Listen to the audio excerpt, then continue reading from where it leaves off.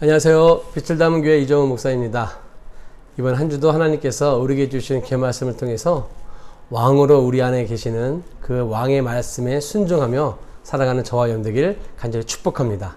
먼저 하나님의 말씀 같이 듣겠습니다. 그들이 예수를 맡음에 예수께서 자기의 십자가를 지시고 해골, 히브리 말로 골고다라 하는 곳에 나가시니 그들이 거기서 예수를 십자가에 못 박을세. 다른 두 사람도 그와 함께 좌우편에 못 박으니 예수는 가운데 있더라.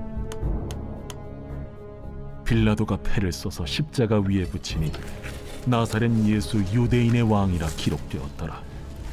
예수께서 못 박히신 곳이 성에서 가까운 고로 많은 유대인이 이 패를 읽는데 히브리와 로마와 헬라 말로 기록되었더라. 유대인의 대제사장들이 빌라도에게 이르되 유대인의 왕이라 쓰지 말고 자칭 유대인의 왕이라 쓰라. 내가 쓸 것을 썼다 하니라. 오늘 말씀의 제목은 역전시키시는 하나님의 섭리라는 제목으로 요한복음 19장 17절에서 21절 말씀을 같이 보았습니다. 빌라도는 예수님이 무죄인 것을 믿었고 또 그가 하나님의 아들일지도 모른다는 두려움을 갖고 있었습니다. 그럼에도 불구하고 빌라도가 예수님을 십자가에 못 박도록 넘겨준 이유가 요한복음 19장 12절과 16절 말씀이 있는데 한번 보겠습니다. 이러함으로 빌라도가 예수를 놓으려고 힘썼으나 유대인들이 소리질러 이르되 이 사람을 놓으면 가이사의 충신이 아니니이다. 무릇 자기를 왕이라 하는 자는 가이사를 반역하는 것이니이다. 이에 예수를 십자가에 못 박도록 그들에게 넘겨주니라. 다시 말해서 로마 황제의 충신일 수가 없다라는 말에 협박을 당한 거죠. 자신의 그 로마 총독의 위치가 위태로울 것 같아서 또한 두려움을 느꼈기 때문에 이 빌라도는 사형을 선고하게 됩니다. 자, 그런데 그 사형 선고가 된 이후에 예수님이 십자가에 못 박히신 상황을 좀 볼까요?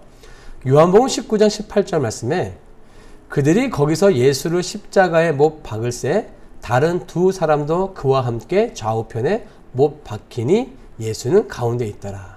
그러니까 드디어 십자가가 골고다 언덕 위에 세워졌습니다. 그런데 그날 예수님 외에 다른 두 사람도 같이 현장에서 십자가에 못 박히게 되었는데 다른 복음서에서는 이 사람들을 강도라고 전하고 있습니다. 여러분 한번 이 장면을 머릿속으로 한번 그려보세요. 모두 옷이 벗겨진 채 십자가에 달려 있고요. 세 사람은 지금 똑같은 자세로 똑같은 부위에서 피를 흘리고 있습니다. 말하자면 겉으로 보기에 세 사람의 모습은 다른 것이 없이 똑같은 상황입니다. 구별이 없어 보입니다. 심지어 양옆에 있는 사람들은 강도였어요. 외관상 강도와 똑같은 모습으로 못 박힌 예수님이십니다. 그러니까 예수님과 강도 사이에서는 강도처럼 못 박혀 강도처럼 죽어가고 계시는 거예요. 바로 이 장면이 대제사장들과 유대인들이 원하던 정말 그들이 원하던 그런 장면이었죠. 그들이 보기에 자칭 하나님의 아들이라고 말하는 예수는 이처럼 강도와 같이 죽어야 마땅하다는 거였죠. 그래서 이제 모든 상황이 종결된 것 같았습니다. 자, 그런데 하나님의 섭리는 여기서부터 또한 시작됩니다. 자, 요한복음 19장 19절을 볼까요? 빌라도가 패를 써서 십자가 위에 붙이니 나사렛 예수 유대인의 왕이라 기록되었더라. 당시 제수를 십자가형에 처할 때 이런 것들을 기록했거든요. 제수의 이름, 직책 혹은 죄명을 쓴 패를 그 십자가 위에 부착하게 되어 있었습니다. 그러니까 예수님도 예는 아니죠. 그런데 어떤 글이 쓰여졌냐면은 나사렛 예수 유대인의 왕 이렇게 쓰여졌어요. 그러니까 이 사람은 이름은 나사렛 출신 예수이고 그의 직책과 죄명은 유대인의 왕이라 이렇게 쓰여진 거죠. 그러니까 다시 말해 여기에 못 박힌 예수는 유대인의 왕이며 또 유대인의 왕이기 때문에 십자가 사형에 처해졌다라는 뜻을 가지고 있는 거예요. 그러니까 오히려 이 팻말이 예수님의 상황이 어떤 상황인지를 보여주고 있는 거죠. 그러니 이 팻말이 없었으면 어떻겠어요? 강도와 똑같은 모습으로 그냥 죽어가는 모습일 거예요. 그러니까 이 팻말을 본 대제사장들과 유대인들이 21절에 빌라도에게 이렇게 말을 합니다. 유대인의 대제사장들이 빌라도에게 이르되 유대인의 왕이라 쓰지 말고 자칭 유대인의 왕이라 쓰라 하니. 이게 무슨 말이에요? 그렇게 쓰면 안 된다 이거죠. 자기네들이 지금 예수를 죽인 이유가 그 예수가 계속 자기 이 땅에 있으면서 말한 게 자기가 유대인의 왕이라고 말하기 때문에 자기네가 죽인 건데, 그를 그렇게 써버리면 이 예수가 정말 유대인의 왕으로 인정하는 거 아니냐. 우리는 그거 볼 수 없다. 거기다가 자칭이라는 단어를 좀 넣어라. 자칭 유대인의 왕. 그러니까 그는 거짓말하다가 죽은 왕이라 이거죠.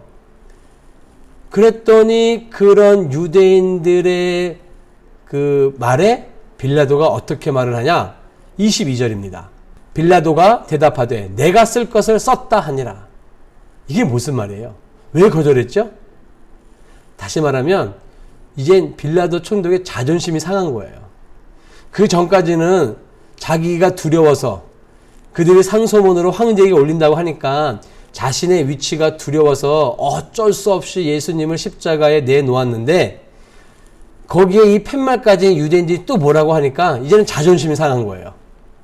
자기 총독이 자기의 주권을 가지고 자기 임의대로 판결할 수 없는 그런 상황을 만들어 버리니까 이제 열받는 거죠, 한마디로. 그러니까 자존심이 생기고 분노가 생긴 거예요. 그러니까 어쩌면 빌라도의 복수국이었을지도 모릅니다. 그러니까 골탕을 먹이는 것일 수도 있어요. 그러나 여러분, 중요한 것은 하나님은 이 빌라도의 아주 미묘한 이 감정까지도 사용하셔서 하나님의 도구로 사용하셨다는 겁니다. 겉으로는 단지 팻말을 쓰고 부착한 것이지만 실은 그것은 하나님의 역사에 있었던 거죠. 팻말 없이 십자가에 못 박혀 죽었다면 강도와 똑같은 죽음인데, 그러나 하나님께서 예수님 머리 위에 이 글을 남기심으로 인해서 유대인의 왕, 하나님의 아들이요 만인의 구세주로 써 주신 거죠. 그것도 여러분 20절에 보면은 예수께서 못 박히신 곳이 성에서 가까운 고로 많은 유대인이 이 패를 읽는데 히브리와 로마와 헬라말로 기록되었더라. 세 개의 언어로 기록되어 있어요. 히브리어는 당시 유대인들이 사용하는 아람어고, 로마어는 정복자 로마 제국의 공용어 라틴어고, 헬라어는 로마 제국 이전에 널리 사용되어지던 언어로 헬라 제국의 언어입니다. 이게 무슨 뜻이에요? 십자가에 못 박혀 돌아가신 예수님이야말로 만인의 구세주이심을 만방에 친히 공포하는 사건이 되어버린 거예요. 이게 하나님이 그리시는 그림이거든요. 어떻게 하셨어요? 빌라도의 그 미묘한 감정을 이용하셔서 하나님의 역사를 이루어 가신 거죠. 그러니까 하나님은요, 그러니까 정말 우리의 삶 가운데 구석구석 개입하셔서 하나님의 일을 만들어 가신다는 걸 우리가 여기서 다시 한번 볼 수가 있어요. 또 한 가지 여러분, 우리가 중요시 여겨야 할 본문이 있는데 17절이에요. 그들이 예수를 맡음에 예수께서 자기의 십자가를 지시고 해골, 히브리 말로 골고다이라 하는 곳에 나가시니. 여기에서 십자가를 지시고의 이 지시다라는 단어가 있잖아요. 이 단어가 수동태가 아니라 능동태의 원문으로 되어 있어요. 이 능동태의 원문이라는 건 뭐냐면, 그러니까 로마 병사들이 십자가를 지어 주었기 때문에 어쩔 수 없이 메고 간 것이 아니라, 때가 되면 스스로 져야 할 십자가를 자발적으로 십자가를 지시고 가셨다는 거예요.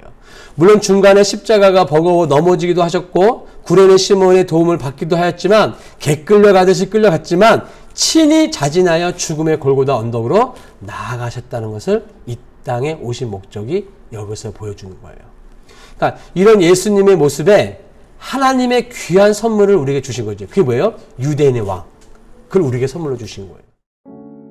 여러분, 유대인의 왕, 그러니까 왕이신 예수님이 이제는 우리 마음에 함께 계십니다. 왕으로 임하셨다는 것은 나는 그분의 백성이라는 거예요. 백성은 누구의 말을 들어야 되는 거예요? 왕의 말을 듣는 거예요. 성령님의 소리와 사탄의 소리가 있어요.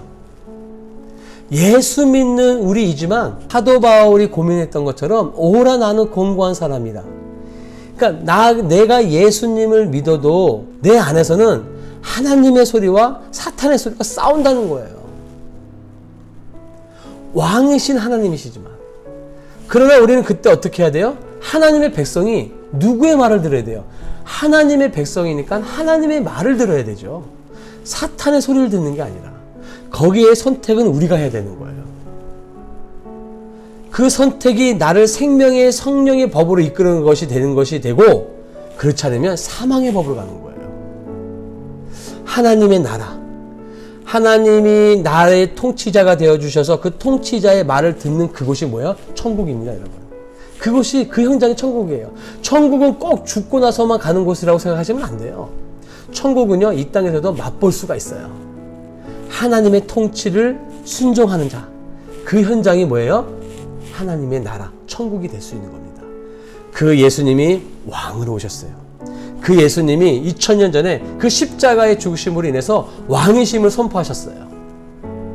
우리가 이 한 주 동안 그 왕이신 하나님을 믿으면서 내 안에서 왕이신 하나님이 말씀하시는 그 말씀에 순종하여서 내가 있는 직장, 가정, 학교, 그 현장이 하나님의 나라, 천국이 될 수 있도록, 그러니까 하나님의 통치의 말씀을 순종하는 그 현장이 될 수 있도록 우리가 그런 훈련을 해 나가야 합니다. 이번 한 주도 하나님의 소리를 들을 수 있는 저와 여러분 되길 간절히 축복하겠습니다. 여러분 승리하세요.